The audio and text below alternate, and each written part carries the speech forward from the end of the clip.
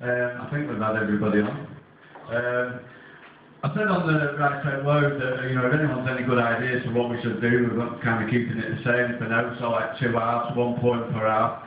But what we're also going to do, if anybody wants to do anything like me and Andy are going to do in a minute, is we're going to encourage people to do spoken word to a bit of music. So it's not going to be a singing night and all that. We don't want to do a music night because we've got the guitar and verse thing going and that kind of thing. But if anybody wants to do poetry to any kind of music, then that's fine. And that's what myself and Andy are going to do. Yeah. Loosely speaking. Yeah, am I singing, Paul?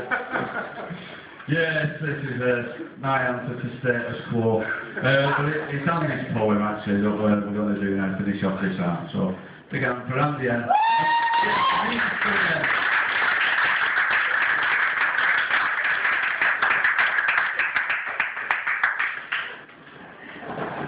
Quite funny actually, because we did a gig over at Paradox on Saturday in Rivington, near Jeffers. I haven't told Jeffers yet, but somebody actually compared us to like a spoken word version of Deacon Blue. Written off where that came from. Still a bit stumped by that one. Now, what we're going to do here is, last time we did this one had the cheek to say, this is what I do every Saturday night. And it scared the shit out of me. No more than that for you, this one. See? That's what I get. That's what I have to follow it sometimes. This one's called Moonlight.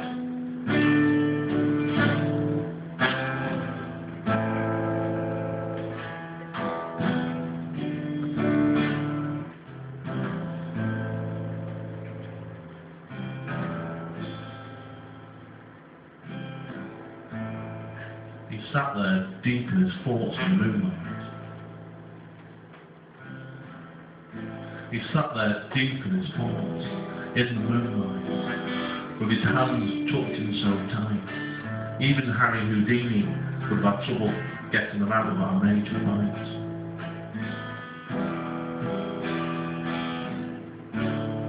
He sat there deep in his thoughts at moonlight, and after a while pulled a pen and paper out of his pocket, before pushing his shopping bag a little bit further, underneath the bench, almost like he was determined to protect his contents at all costs.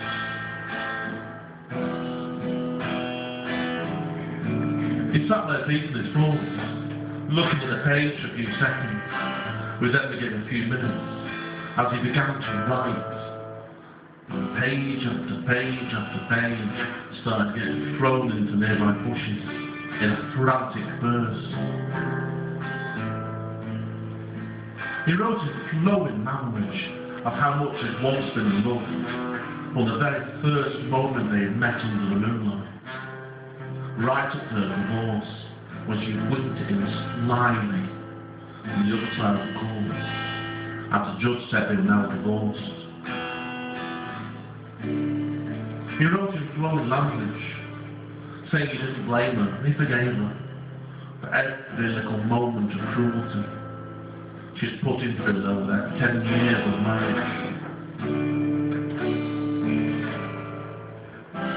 He forgave her for her countless affairs, and even the abortion she'd never told him about, right up until the divorce. He wrote in flowing language at his final goodbye, and once he finished, he placed it in the bag and walked off slowly into the moonlight, leaving it alone underneath the bench. But the blood dripping from her head, and the bag made her final words almost impossible to read.